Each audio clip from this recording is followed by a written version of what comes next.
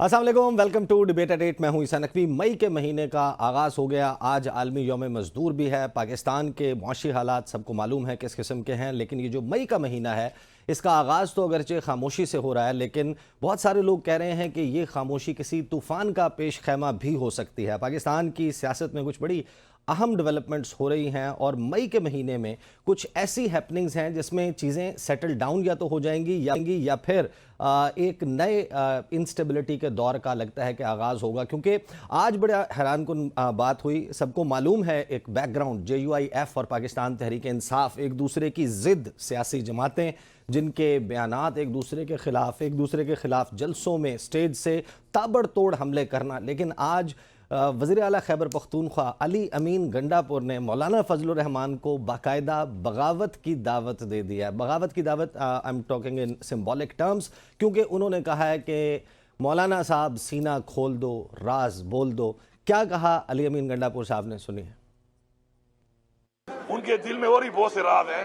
मैं कहूँगा कि मौलाना साहब जब आ ही गए हो तो खुल के आओ और खुल के आके जरा और बातें भी बताओ। आप तो कह रहे थे बरमला कि जी इमरान खान की हुकूमत मैंने गिराई है, फिर आप कुछ अर्सा पहले कहने लगे मैंने नहीं गिराई, तो बाजवा साहब ने गिराई है। ये जो आपके कोल और फेल में तजाद आ रहा है, बार बार इसको क्लियर करें, कुछ मजीद बातें करें। मौलाना साहब को तो मैंने हराया है। मौलाना साहब अगर समझते हैं कि उनका मैंडेट चोरी हुआ है, मैंडेट तो हमारा चोरी हुआ है। मौलाना साहब का मैंडेट चोरी नहीं हुआ, मौलाना साहब से धोखा हुआ है उसे धोखा हुआ है। धोखा देने वाले कौन है? वही है जिनके साथ डील करके सारी मौलाना ने खाते किए हैं। तो अब मौलाना साहब मैंडेट चोरी होने में और धोखे में फर्क है। धोखे में और मैंडेट चोरी होने में फ़र्क है। जड़ें हिली हुई हैं, ये भी कहते हैं अली अमीन गंडापुर साहब। और मौलाना को जब वो ये कह रहे हैं कि खुलकर हमारे साथ आओ, साथ ही वो इस्टेब्लिशमेंट के साथ, हुकूमत के साथ मुज़ाकरात के हवाले से भी गुज़श्ता रात उन्होंने लब कुशाई की। अली अमीन गंडापुर ने क्या कहा, सुनिए। और फिर हैरानकुन तौर पर राना सनाउल्लाह, पाकिस्तान मुस्लिम लीग नवाज़ के पंजाब के सदर, साबिक वज़ीर दाखिला, जिनके दौर में इमरान खान पर और पाकिस्तान तहरीक इंसाफ पर सैकड़ों पर्चे हुए, वो इससे पहले जब भी लबकुशाई करते थे, गुफ्तगू करते थे, वो ये कहते थे कि पाकिस्तान तहरीक इंसाफ शायद मुल्क की सबसे बड़ी दुश्मन जमात है। इसने मुल्क की सालमियत को, मुल्क के वजूद को ख़तरे में डाल दिया है। पाकिस्तान के पॉलिटिकल एथॉस को इसने तबाह बर्बाद कर दिया है। पाकिस्तान के पॉलिटिकल एथिक्स जो हैं वो ख़त्म हो गए हैं। इनके साथ कोई बातचीत नहीं हो सकती। और उनका गुफ्तगू करने का अंदाज ऐसा था कि जैसे इनको क्रश कर दिया जाए। लेकिन गुज़श्ता 10 से 15 दिनों में हैरानकुन तौर पर सनाउल्लाह साहब की जो गुफ्तगू है उसके तर्ज में तब्दीली आई। जो इमरान खान को सिर्फ क्रिकेटर कहते थे, आज वो उनको कह रहे हैं कि वो एक कौमी लीडर हैं। साथ ही ये भी कह रहे हैं कि वो पाकिस्तान की एक सियासी हकीकत हैं। ये भी कह रहे हैं कि हम उनसे मुज़ाकरात और बातचीत के लिए तैयार हैं। लेकिन मौलाना फजलुर रहमान जो हैं वो इस वक्त इस शुबे का इजहार करते हुए नज़र आ रहे हैं राना सनाउल्लाह साहब के, हम बात करने के लिए तैयार हो जाएंगे लेकिन इमरान खान नहीं होंगे। राना सनाउल्लाह साहब ने क्या कहा गुज़श्ता रोज़, सुनिए। तो राना सनाउल्लाह साहब जब ये सारी गुफ्तगू कर लेते हैं तो फिर उनको वज़ीर आज़म का सीनियर मशीर बनाया जाता है और कहा जाता है कि ये सियासी उमूर को देखेंगे। अब सियासी उमूर के मशीर बनने के बाद से अब तक राना साहब की कोई स्टेटमेंट सामने नहीं आई है, लेकिन ये बनने से ऐन पहले वो तहरीक इंसाफ के साथ गुफ्तगू पर आमादा नज़र आते थे। लेकिन इस वक्त एक अटर कन्फ्यूजन है, केओस है, अफरा तफरी है। वो है पाकिस्तान तहरीक इंसाफ के रैंक्स में। वो जमात जिसको शायद इस वक्त सबसे ज़्यादा मुत्तहिद होना चाहिए था, उस जमात में मुख्तलिफ लीडर्स, मुख्तलिफ लोग अपनी अपनी बोली बोल रहे हैं। कोई कहता है कि मुज़ाकरात बिल्कुल नहीं होने चाहिए, कोई कहता है होने चाहिए। जो कहते हैं कि होने चाहिए वो ये कहते हैं कि इस्टेब्लिशमेंट से होने चाहिए, कुछ कहते हैं कि नहीं इस्टेब्लिशमेंट से नहीं होने चाहिए, सियासी कुव्वत से होने चाहिए, और अगर होने चाहिए तो उसके लिए शराइत की होनी चाहिए। ये जो कन्फ्यूजन और केओस है, ये पाकिस्तान तहरीक इंसाफ के सियासी फ़ायदे में किस तरीके से हो सकता है। एक ऐसा वक्त जिस वक्त उनको शायद अपनी जो पॉलिसी है उसको उसमें एक इत्तेहाद कायम करने की ज़रूरत है।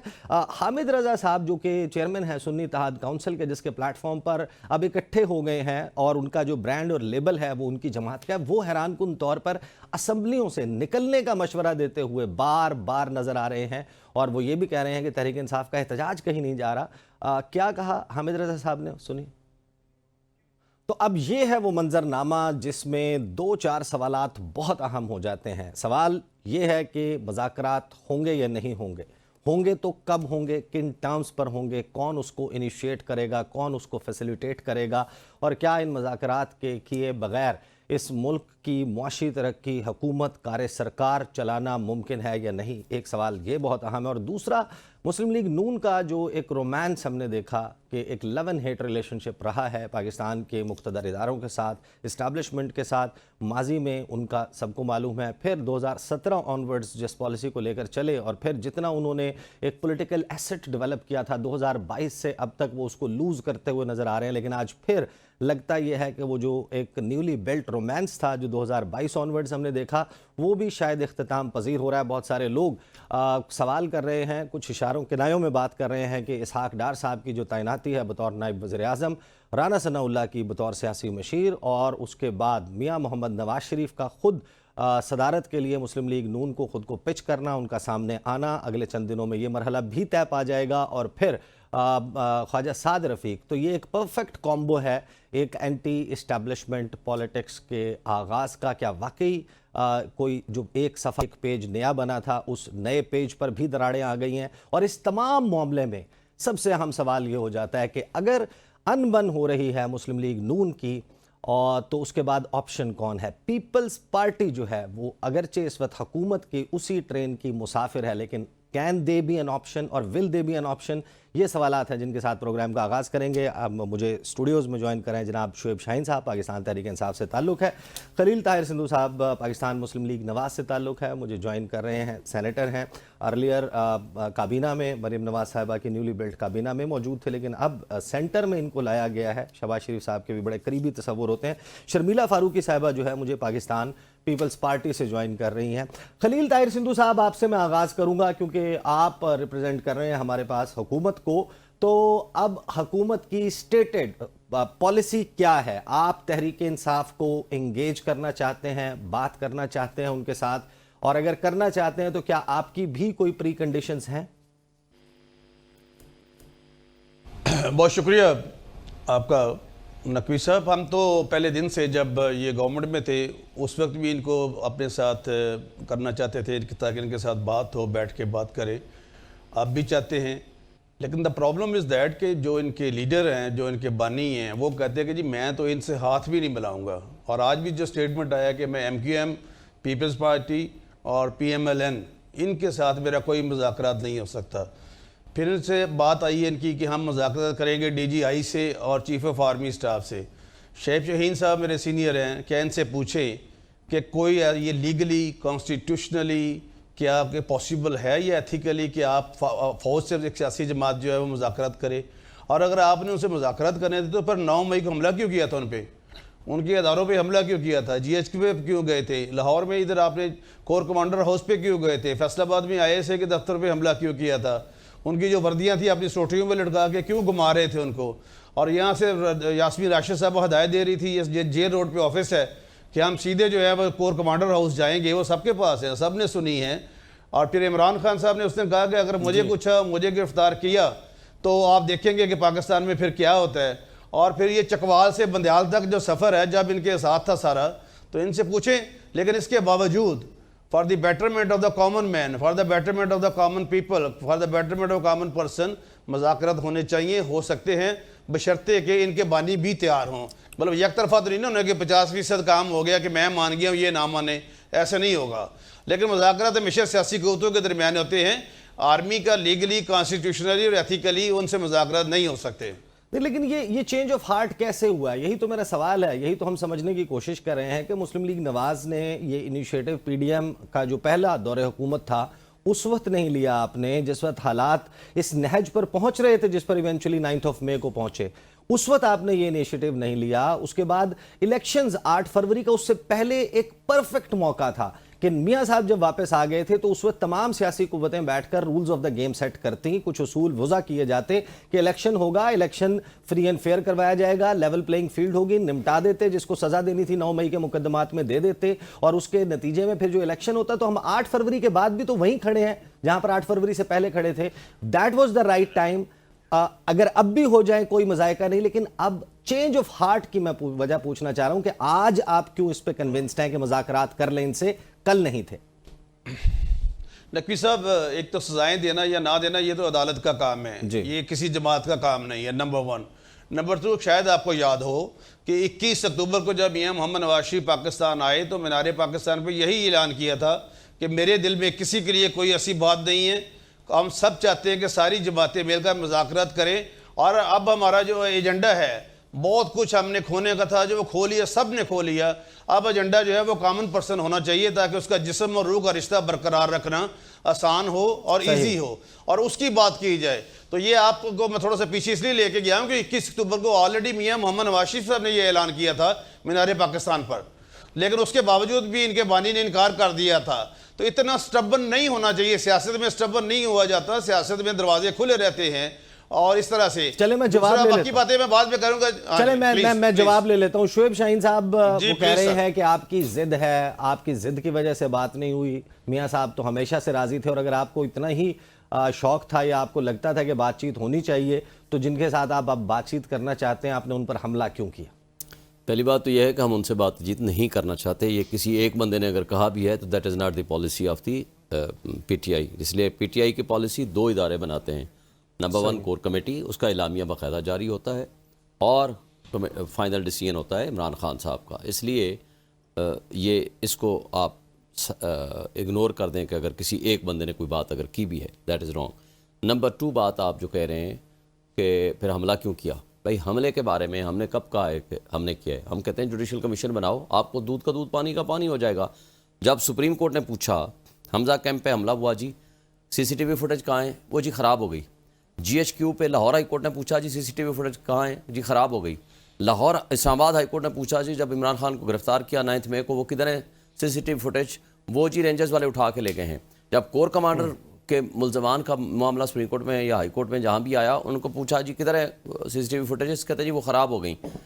और लास्टली बहुत सारे इदारों की, जहाँ उससे पहले ज़िले शाह को मार के फेंका गया, पूछा गया कि जी सीसीटीवी फुटेज कहाँ है? जी वो ख़राब हो गई। अभी लास्टली जो ख़त लिखे गए थ्रॉक्स वाले जजेस को, एक ही पोस्ट ऑफिस से लिखे गए, कहा गया जी वहाँ सीसीटीवी फुटेज ले आएँ, कहा गया जी वो भी ख़राब हो गई। सिर्फ सीसीटीवी फुटेज कहाँ ठीक काम करती है? बेडरूम्स के अंदर इनकी। अब एक बात बता दूं, हमारे मुल्क की एस्टैब्लिशमेंट, अगर इन पक्के के डाकू ने, जो डाकू जिन्होंने डाका जनी के ज़रिए हुकूमत में आए हैं, क्योंकि डाका माल का हो या वोट की चोरी का हो या मैंडेट के ऊपर हो, वो डाकू ही कहलाएंगे। जिस फॉर्म 45 के ऊपर डाका जनी करते हुए फॉर्म 47 की पैदावार बन के हुकूमतों में आए हैं, इसके पीछे एस्टैब्लिशमेंट इनकी अगर सहूलतकारी ना करे, और ये पक्के के डाकू कच्चे के डाकू की सहूलतकारी ना करे। आपको एक बात बता दूं, मैं अभी सिंध का दौरा करके आया हूँ। सिंध के एक मिनिस्टर के बेटे की गाड़ी से, उनके प्रोटोकॉल की गाड़ी से असला जा रहा है कच्चे के डाकू को। ये है आपका कमाल, ये नेक्सस है इस वक्त बदमाशिया का, ऊपर से लेकर नीचे तक एक किंग बना हुआ है, क्योंकि कानून और आइन तो है नहीं, जंगल बना दिया है आपने। आज सदर जरदारी साहब ने अमन अमान पे एक मीटिंग भी की है, और सिंध के मामला तो उसमें डिस्कस भी हुए हैं। मैं सदर जरदारी साहब से मैं पूछता हूँ कि बात यह है कि आप ही के एक मिनिस्टर के, उसके बेटे की गाड़ी और मिनिस्टर की गाड़ी, और वहाँ असला, रॉकेट लॉन्चर की बात कर रहे हैं आप? वो एक है इनका एडवाइजर टू चीफ मिनिस्टर है, मुझे नाम अभी भूला हुआ है, उनका पूरी रिपोर्ट आई है, खबर है। मैं आपको अभी इंटरवल में आपको मैं भेज देता हूं, आप चेक कर लें। अच्छा, ये रिपोर्टेड है। मैं जरा क्विकली इस पे और इस वक्त जो सिचुएशन है, अच्छा एक बात जो मुज़ाकरात की बात है, देखें हमने कभी मुज़ाकरात से इनकार नहीं किया। हमने ये कहते हैं आए कल हम आपसे बैठते हैं, लेकिन उसके लिए कंडीशन ये है कि जो फॉर्म 45 के मुताबिक जिनका हक के हुक्मरानी है अवाम का, आप उनको दे दो, या आप जुडिशल कमीशन बना दो। यानी आप कह रहे हैं कि वो आपके क्लेम के मुताबिक अपनी हुकूमत खत्म कर दें तो आप उनसे बात करेंगे? क्या आइन को मानते हैं? अगर आइन को मानते हैं, सेक्शन 90, सेक्शन 92 मुझे और 95 के मुताबिक। सिर्फ एक बात, मुझे क्योंकि मुझे ब्रेक में जाना है, मैं शर्मिला फारूकी साहबा का इस पे स्पेसिफिक सिंध वाले मामले पे सवाल उनसे कर लूं, उनसे जवाब ले लूं, फिर ब्रेक से वापस आगे इस मामले पे बात करेंगे। शर्मिला फारूकी साहबा, आसिफ अली जरदारी साहब जो हैं वो सिंध के मामले पर अब आई स्पेसिफिकली वांट के ये जो सिंध के मिनिस्टर के बेटे की गाड़ी में कच्चे के डाकुओं को असलहे की supply, this is very serious. ये जो एलिगेशन है, आप बता सकती हैं कि इसका क्या बैकग्राउंड है, क्या ऐसा हुआ है कुछ, और अगर हुआ है तो कोई कार्रवाई हुई है या नहीं? देखिए जी, मैं स्पेसिफिकली तो आपको नहीं बता सकती कि एग्जैक्टली क्या हुआ क्या नहीं हुआ, अभी तो एक इल्ज़ाम है। और लेकिन उसके नतीजे में भी वज़ीर आला ने, वो एक मुशीर हैं, वज़ीर नहीं है, मुशीर से इस्तीफ़ा ले लिया है ताकि इन्वेस्टिगेशन के ऊपर वो किसी किस्म का दबाव ना डाल सकें और एक बाई पार्टीजन और एक बहुत ही फ्री एंड फेयर इन्वेस्टिगेशन हो। जहाँ तक ओवरऑल लॉ एंड ऑर्डर की सिचुएशन का ताल्लुक है, तो देखिए केयर टेकर के दौर में सिंध में बिलखुसूस कराची के अंदर लॉ एंड ऑर्डर की सिचुएशन बहुत ख़राब हो गई। सिंध हुकूमत को आए हुए 1.5 माह हुआ है और इसमें बहुत सारी तब्दीलियां की जा रही हैं हायरार्की के अंदर, बहुत सारे डिसीजंस लिए जा रहे हैं। सदर जरदारी साहब खुद कराची पहुंचे हैं 5 रोज़ा दौरे पे और कल सिंध की अपेक्स कमेटी का भी इजलास है जिसमें तमाम एजेंसीज भी होंगी और तमाम लॉ एंड ऑर्डर सिचुएशन को देखने वाले शख्सियात भी होंगी। तो इसको संजीदगी से लिया जा रहा है और इंशाल्लाह आने वाले दिनों में इसमें बहुत बेहतरी देखेंगे। सही। अच्छा, मैं ब्रेक पे जाना है, ब्रेक से वापस आके मैं आपसे ही स्टार्ट करूंगा कि अहमद के बादशाह आप जिनको कहते हैं, आसिफ अली जरदारी, वो सदर बन गए हैं, मज़ाकरात के ऊपर नून लीग बात करते हुए नज़र आ रही है, तो जिसको मफाहमत के किंग के तौर पर आप प्रेजेंट करते हैं, वो कब और क्या करेंगे? Peoples Party wait and watch कर रही है, कर क्या रही है? बात करते हैं आफ्टर द ब्रेक।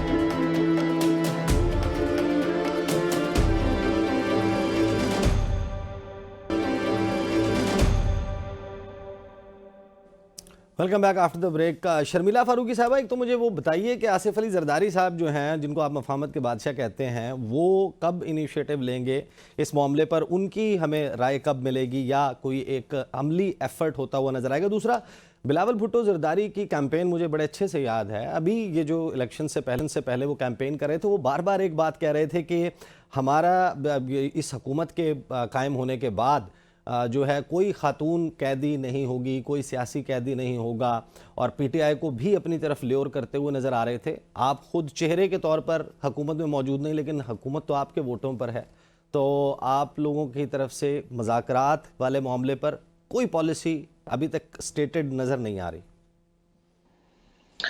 देखिए जी, दो तीन सवाल पूछ लिए आपने एक ही सवाल में। पहली बात आपने की कि सदर जरदारी साहब मफाहमत के बादशाह हैं, वो कब इनिशिएटिव लेंगे?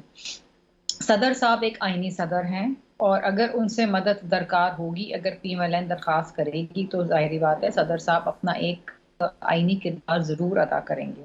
सदर साहब ने तो ऑलरेडी आगे का जो रोड मैप है वो अपने एड्रेस में पार्लियामान को दे चुके हैं। वो अगर कोई उसको सुनता, समझता और उस पर अमल करने की कोशिश करता, उन्होंने यही कहा कि हमारे पास वक्त बहुत कम है, हमने बहुत वक्त ज़ाया कर दिया है, अब अपने अपने ये मसले मसाइल छोड़ें, सियासी इख्तलाफात छोड़ें और आवाम की ख्वाहिशात और आवाम की नीड्स के ऊपर काम करें। Public needs should be our priority. ये सदर साहब ने अपना, और सदर साहब ये सदर मुमलिकत जब भी पार्लिमानी साल के शुरू में खिताब करते हैं तो वो आगे का रोड मैप देते हैं, तो उनके लिए ये एक अहम तरजीहात में शामिल है। इसी तरीके से क्लाइमेट चेंज के मसाइल हैं, फूड इनसिक्योरिटी के मसाइल हैं, ख़वातीन के इश्यूज हैं, इन तमाम चीज़ों पे सदर साहब ने अपना एक राय दी है कि हुकूमत को आगे किस तरह चलना चाहिए। वो मशवरा दे सकते हैं, आगे उस मशवरे पे लेकिन एक तरफ आप मशवरा दे रहे हैं, अगरचे ये चीज़ एक्चुअलाइज अभी नहीं हुई, लेकिन ये मुझे बता दें फिर ये चैमगोइयाँ क्यों चल रही हैं? आपको 2 गवर्नर्स बनाने थे शर्मिला साहब, आप लोगों को 2 गवर्नर्स बनाने थे, पंजाब में और खैबर पख्तूनख्वा में। आपको मेरी आवाज़ आ रही है? इस तरह नहीं होता है। आपने मुझसे सवाल पूछा है, 3 सवाल पूछे, मुझे उनके जवाब देने दे, इतनी जल्दबाजी ना करें। चौथा सवाल पूछने में मैं उसका भी जवाब दूंगी, मैं इसलिए बैठी हुई हूँ। दूसरा सवाल आपने मुझसे पूछा, आई डोंट नो क्या पूछा था आपने मेरा चेन ऑफ थॉट।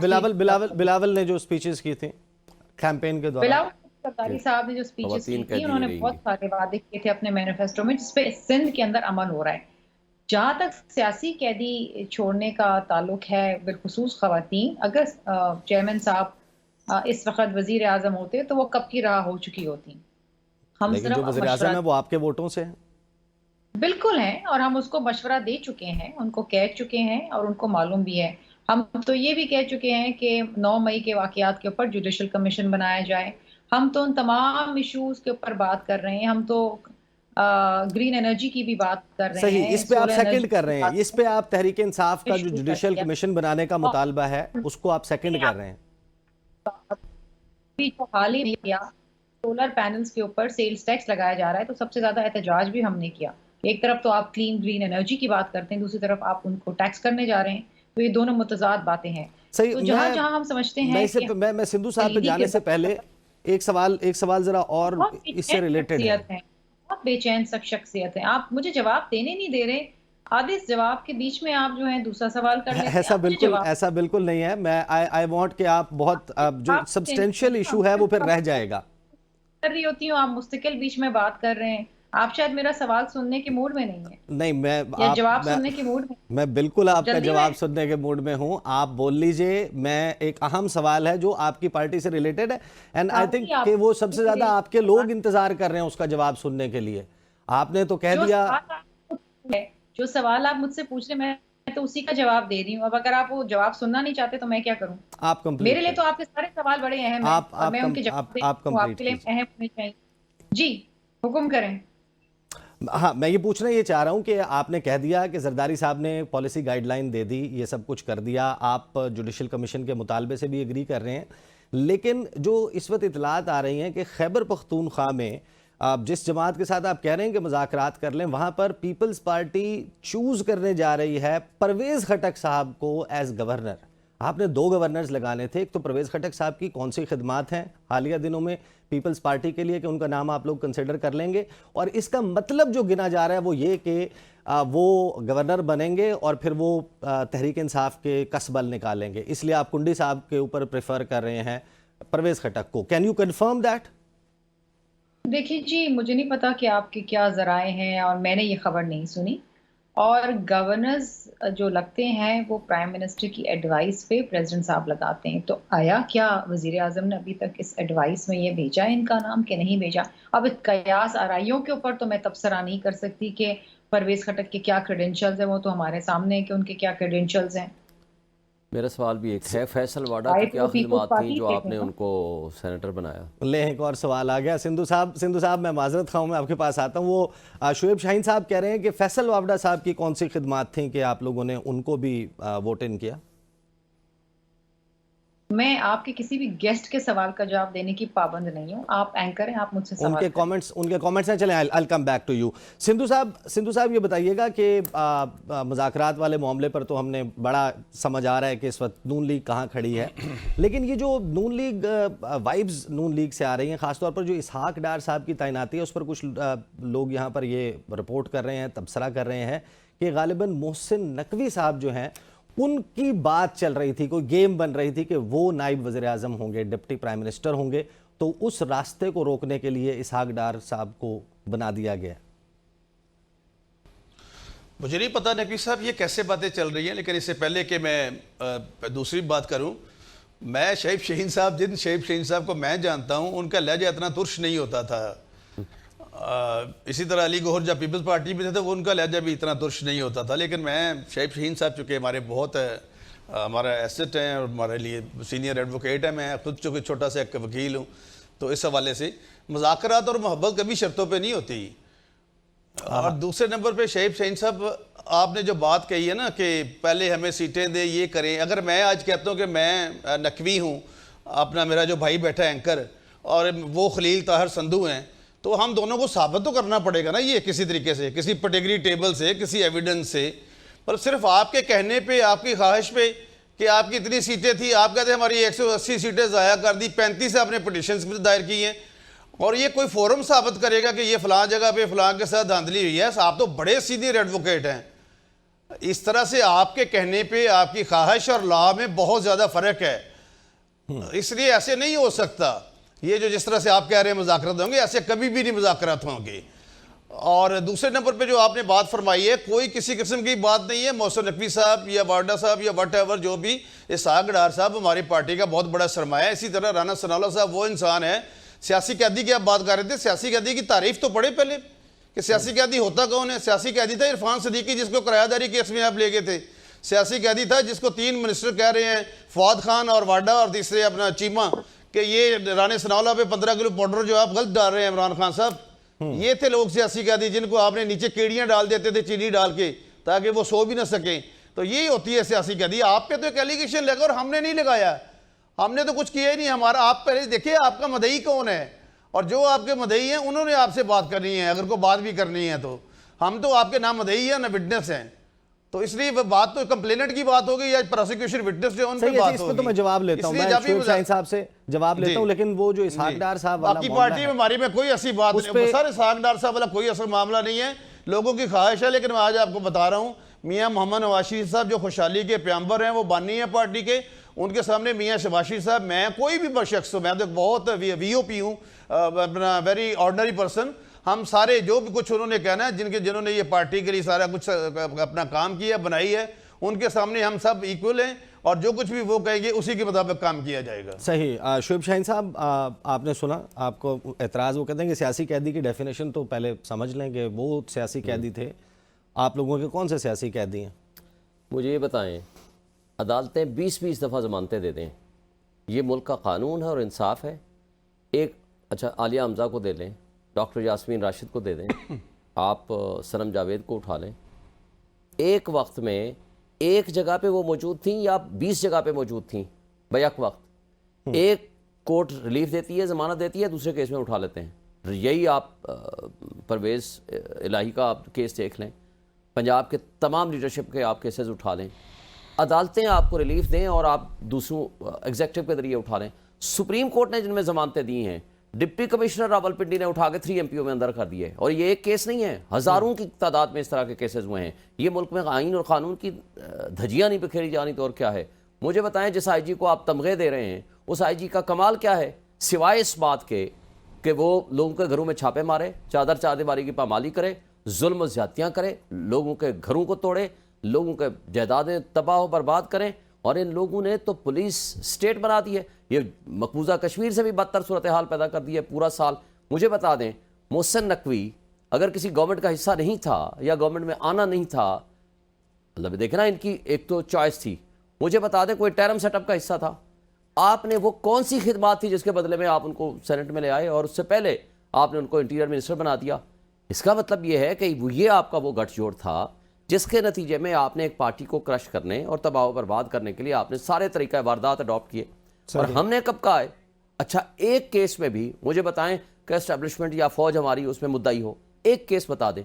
ये सारे मुद्दाई या केसेस जो आपने बनाए हैं, जो अभी तक हमारे लोग जेलों में पड़े हुए हैं, ये सारे मुकदमे ये आपके पंजाब गवर्नमेंट के बने हुए हैं या पुलिस के बने हुए हैं। सही। और देखें, बात ये होती है, let the law has to take its own course. अदालत जमानत दे दे। अच्छा, एक ही गाड़ी में जा रहे हैं खदीजा शाह, एक ही गाड़ी में जा रहे हैं अंदलीब अब्बास। क्या हुआ?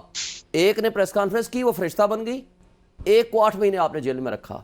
IG के मुताबिक डॉक्टर मुराद रास 27 कालें उसकी हैं कि जी सबसे बड़ा मुजरिम है। और क्या हुआ?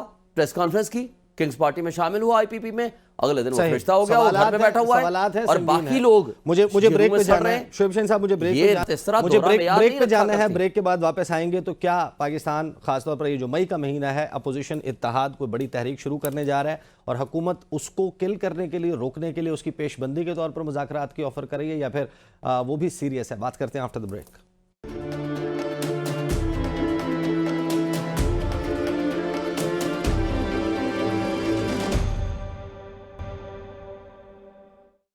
Welcome back after the break.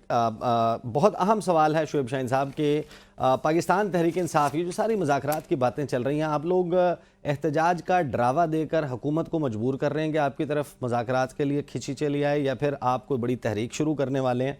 और ख़ास तौर पर मौलाना फजलुर रहमान के साथ तो सब आपके माजी से वाकिफ़ हैं, आप लोग उनको दावत दे रहे हैं कि आप हमारे साथ मिलें और बगावत की दावत है ये, कि खुल के बोले मियाँ मौलाना साहब। एक तो संधू साहब की बात का मैं जवाब दे दूं जी, कि उन्होंने कहा है कि जी कोई भी कैसे कह सकते हैं कि जी आप जीत गए हैं। हमने नहीं कहा कि हमें इक़्तिदार दे दें, छोड़ दें, आ जाएं। आपको सॉफ्ट वे बता देता हूं, आप बनाएं जुडिशल कमीशन। जो रिजल्ट होता है ना, section 90-92-95 of the election act के मुताबिक वो होता है आपका फॉर्म 45, बाकी कंपाइलेशन होती है, वो तो जमा तफरीक है। तो लिहाजा इस रिजल्ट की ऑडिट करा लें। जुडिशल कमीशन बनाए, आप हुकूमत में बैठे हुए हैं, अगले दिन हम आपसे बात कर लेते हैं, आएँ। इसलिए ये कोई दूसरी राय नहीं है कि हम कह दें अच्छा जी आप भाग जाएं और हमें इक़्तिदार दे दें, आएँ उसका कोई कानूनी तरीका अडॉप्ट कर लेना। और उससे आगे हम आते हैं। देखें, इस मुल्क के हर चप्पे चप्पे एक एक बंदे को पता है कि ये फॉर्म 47 की पैदावार हैं। और दूसरी बात, इसमें पूरा इंटरनेशनल मीडिया, नेशनल मीडिया 1000 दफ़ा लिख चुका है। मसलन मैं अपने हल्के में यहाँ बैठा हुआ हूँ, सारे मीडिया ने रात 4 बजे तक मेरा चलाया कि मैं कितनी बड़ी लीड से जीता हूँ। 1,05,000 मैंने लिए हैं, मेरे मद्द मुकाबले ने 50,000 वोट लिए हैं। उसको उठा करके आपने असम्बली में भेज दिया। सेम इस सिचुएशन है, 3 सीटें, आपका पंजाब का आखिरी डिस्ट्रिक्ट डेरा गाजी खान। अच्छा, कम से कम आपके केस को तो आपके केस को तो कम से कम हम इसलिए वेटेज देते हैं क्योंकि मुस्तफा नवाज खोखर जो है वो फॉर्म उठा के कहते हैं कि ये मुस्तफा नवाज खोखर, जमात इस्लामी, टीएलपी, ठीक है, लेकिन आप एहतजाज स्टार्ट कर रहे हैं, एहतजाज स्टार्ट कर रहे हैं। देखिए ना, मुज़ाकरात का ना हमें दोनों ऑप्शंस है। वक्त आना मुझे सिंधु साहब से, सिंधु साहब 2 बातें, जुडिशल कमीशन बना रहे हैं या नहीं बना रहे। दूसरा ये बता दें कि मौलाना फजलुर रहमान आपके इतने पुराने सियासी साथी, मियाँ साहब के दोस्त, आप उनको मनाने में नाकाम हैं अभी तक? बहुत शुक्रिया, इंतहाई अदब और एहतराम के साथ शैफ शहीन साहब के साथ। एक तो मुझे जुडिशल कमीशन का, मैं उस लेवल पे नहीं हूँ जिस लेवल पे मुझे इन फैसलों का पता हो। फ्रैंकली मैं इस बात को मानना चाहूँगा। दूसरा, मौलाना साहब की बात की, हमारे लिए काबिल एहतराम है। पहले हमारे साथ है, अगर आप इनके साथ जाते हैं कल फिर इधर आ जाएंगे। ये जो इत्तेहाद जो बनते हैं ना, ये हमेशा टूटने के लिए बनते हैं, इत्तेहाद कभी मुस्तकिल नहीं होते। तो ये होता रहता है। बाकी गंडापुर साहब ने उनको दावत दिया, आई डोंट नो वो गंडापुरी शायद की हालत में दावत दी है, वैसे दावत दी है नहीं, उन्होंने दावत दिया कि मौलाना साहब सीना खोल दें, राज बोल दें। नहीं शेख साहब, मुझे सुना, मैंने सारी बात सुनी है, लेकिन कोई नहीं, चलते तो हैं। लेकिन जहाँ तक आइन की बात है, मैं एक बात ज़रूर आखिर में कहना चाहूँगा, इससे पहले कि मेरी बहन शर्मिला फारूकी के पास जाएं। देखिए, अभी इनको पेशावर हाई कोर्ट के 5 जजेस ने कहा, आर्टिकल 109 कॉन्स्टिट्यूशन पाकिस्तान ये कहता है कि गवर्नर इजलास तलब कर सकता है सूबाई असम्बली का। ना ये इजलास तलब कर रहे हैं और ये ना ये 5 जजों की बात मान रहे हैं, और दूसरी तरफ ये आइन की दस्ती की बात कर रहे हैं। तो आप देख लें कि मतलब इनको संजीदगी दिखाना पड़ेगी, रंजीदगी से बाहर निकलना पड़ेगा जी। 2 महीने से हमारी पिटीशन रिजर्व सीट्स के ऊपर सुप्रीम कोर्ट में पेंडिंग है। जब हमारे खिलाफ वो कह रहे हैं कि आप 35 पिटीशंस आपने डाली हैं, क्लेम आपका है कि आपको 80 भाई आपको 35 पिटीशन से 35 से ज्यादा पिटीशन है तो सिर्फ सिंध में हुई हैं। किसने आपको बताया है? मैं आपको पूरा आज हमारा प्रेस कॉन्फ्रेंस हुई है, सिंध में सिर्फ 35 पिटीशन है, 35 से ज्यादा हैं। ठीक है, सिर्फ सिंध की बात कर रहा हूँ, बाकी जगह छोड़ें। ठीक है, शर्मिला फारूकी साहबा, आसिफ जरदारी साहब की भी मौलाना फजलुर रहमान से बड़ी जो है वो याद अल्लाह रही है। आई एम श्योर कि अभी भी उनके दरमियान कोई ऐसी मुखासमत या दुश्मनी नहीं, लेकिन मौलाना फजलुर रहमान साहब को गालिबन शिकवा ये है कि सदर मैंने बनना था। ये हुआ क्या है? क्या is that the problem? I really don't know कि प्रॉब्लम क्या है और क्या नहीं है। मौलाना साहब हम सब के लिए काबिल एहतराम है। एक्चुअली वो इलेक्शन भी हारे हैं तो थोड़ा से वहाँ से भी उनको नाराज़गी है।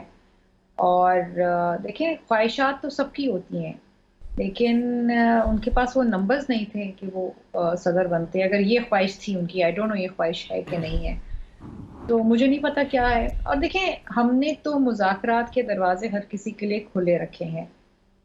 जो भी मुल्की मफाद में और मुल्की वसीतर मफाद में हमसे बात करने की ख्वाहिश रखेगा, हम उनसे बिल्कुल बात करेंगे।